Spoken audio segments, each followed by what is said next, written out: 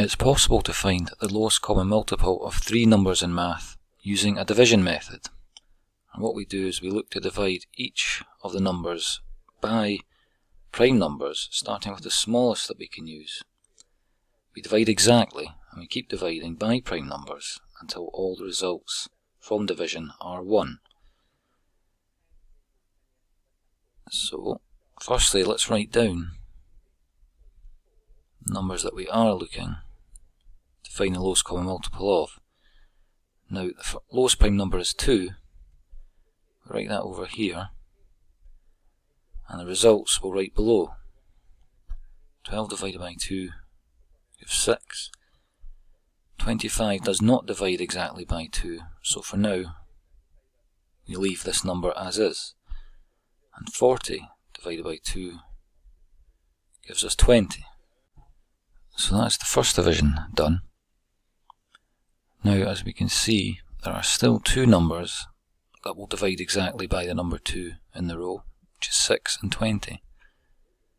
So let's do another division by 2. 6 divided by 2 gives us 3. 25 divided by 2, as we know, doesn't divide exactly, so it stays. And 20 divided by 2 gives us 10. We'll have 10 that can be divided by 2, so we use 2 yet again. 3 does not divide exactly by 2, nor does 25, but 10 divided by 2 gives us a result of 5.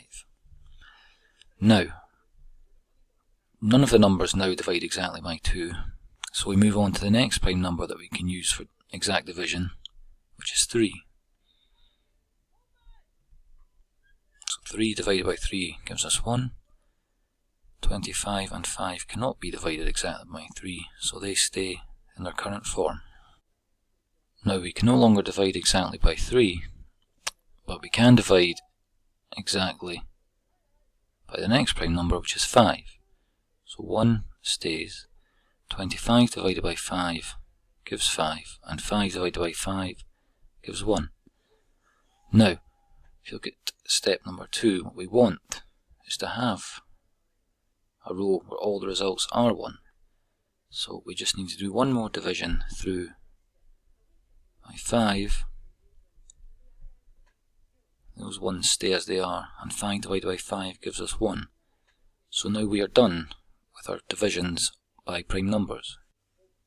So now that we're done with all the divisions by prime numbers, we're at the third step, which is where we look to find the product of all the prime numbers that we did use at each stage of division. So if we look at them on the left side here, those are the numbers we multiply together. So we have 2 times 2 times another 2 times 3, and then we have our 2 5s to also multiply together with the numbers. And when you're done with this sum, the result is 600. So the lowest common multiple of 12, 25 and 40 we have found using division by prime numbers, and the result is 600.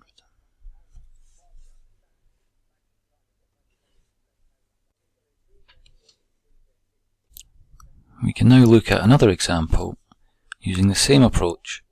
This time we're looking to find the lowest common multiple of 12, 27 and 52. So again, the first prime number we can divide by is 2, so let's do that. 12 divided by 2 gives us 6. 27 does not divide exactly by 2, so that remains as is. And 52 divided by 2 exactly is 26. Now for the second division, we can also divide by 2,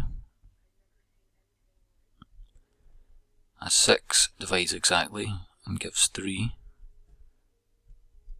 27 does not divide exactly, as we know, so it stays.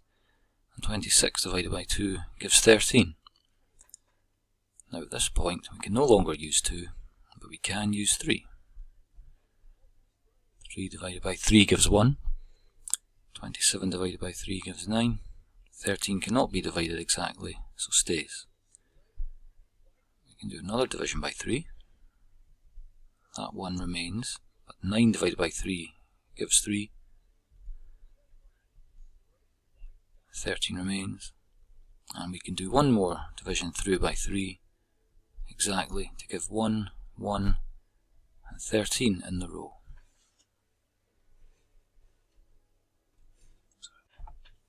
Now it happens that 13 is a prime number, and thus the smallest prime number larger than 3 that will divide 13 exactly is 13 itself. So a division through by 13 gives us 1, 1, and 1. So we have the row of 1s that you can see in step 2 that we're looking for. So the last step to find the lowest common multiple is to work out the product of all the prime numbers that we used for our divisions. So the sum we have is 2 times 2 times 3 times 3 times 3 also times 13.